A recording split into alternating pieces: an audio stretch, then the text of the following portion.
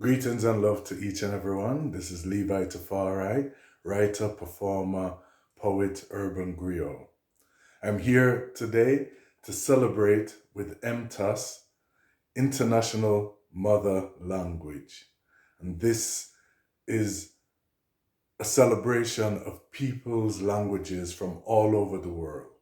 And in the UK, in Britain, we have people from all over the planet, and they bring their languages and they influence people within Britain.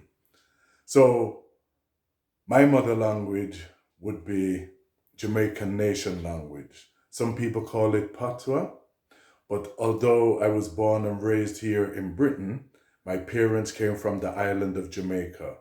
So, when I first started to speak or talk, I spoke in Jamaican Nation language, which is based on a Ghanaian language called Twi from the Ewa people, also Spanish and English. But when English was introduced into Jamaica in the 1600s, it wasn't standardized. There were different ways of saying things. So when Jamaicans developed their language out of that experience, the pronunciations and the sounds were different. So in Jamaica, when people are addressing one person, they address them as you, which is you. When they're addressing a group of people, they address them as uno, which is a Ghanaian word for a group of people. But in English, if you're addressing one person, you address them as you. And if you're addressing a group of people, you address them as you all. So you can see the difference, and having that ability to use both is great. So I would consider myself bilingual, you know, as well as tricultural, because I have an African root with a Caribbean heritage and a British experience. And as a writer, language is very important to I, because we use language to communicate. We use language in business. We use language in academia. And words are powerful. So the last poet said that language is land gauge, which is a measurement of land. So the people who control the land control the language, yeah, which is the land gauge. So a good example would be Portugal controlling Brazil. So instead of speaking Brazilian, the Brazilians speak Portuguese. And right across South America, you will find that people speak Spanish, as well as having their own indigenous languages which they speak. But in terms of commerce, we use English. Spanish is widely spoken around the globe, and Spanish as a language, some people will have it as a first language, and some people might have it as a second language.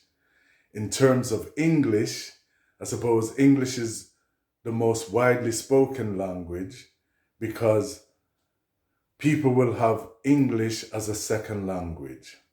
So when people come here to engage and to study or to reside in Britain, they bring their languages with them. So we know in the 1600s, 1700s, that the posh people of Britain spoke French, and French forms the basis for English, because 70% of the English language is French. So when we use words like accommodation, education, situation, all of those words that end in shon are French. When we use words like ill, bill, pill, mill, they are Danish. So those are Danish words that are in our language. Also, we use a lot of Hindi words. So words like punch, pajamas. We use words like bungalow, shampoo, doolally. All of those words are Hindi words. And then there's an influence from Arabic speakers. So people who speak Arabic and speak English, they've contributed words like magazine, algebra, mathematics, zero, safari, are all Arabic words. So language is very important, and we can use language to delight, we can use language to curse, we can use language to uplift people, we can use language to communicate. Very important. And this is one of the things I think that separates the human species or family from other species on the planet, that we have sophisticated language, you know? So it's great that we're celebrating International Mother Language with MTAS. And MTAS is a great supporter of people from around the world who reside in Liverpool. And I support them through creativity.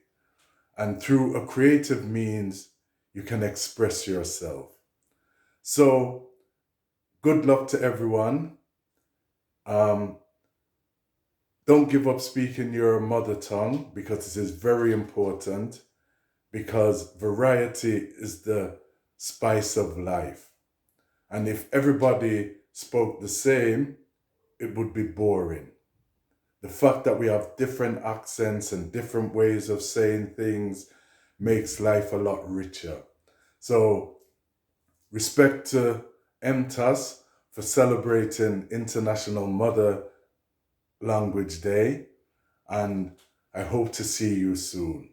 One love, one heart, one destiny. Peace. The tongue.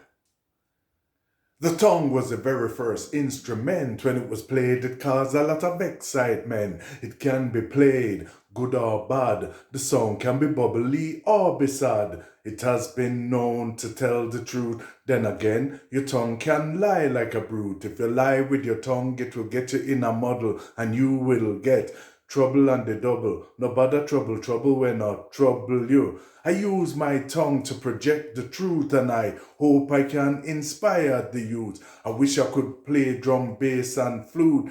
Then I would be a one-man group, but it sticks with I night and day. Most of the time you will hear it play. Boom, boom, boom, cha, boom, boom, boom, boom, boom, cha, boom, boom, boom, cha, boom, boom, boom, boom, cha. It can be polite and it can be rude, but what is unique about this instrument is it can also taste food.